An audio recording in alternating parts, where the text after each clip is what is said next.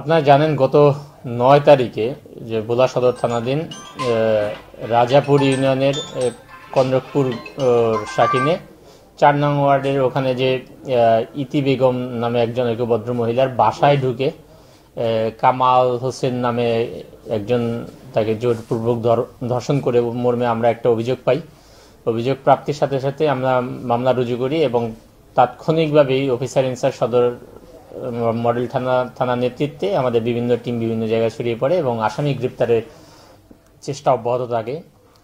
তার প্রেক্ষিতে আজকে ভোর রাত্রের দিকে আমরা ভোর রাত না ঠিক ভোর একেবারে সকালের দিকে 5:30-6টার দিকে আমরা আসামি কামাল হোসেনকে গ্রেপ্তার করতে সক্ষম হই।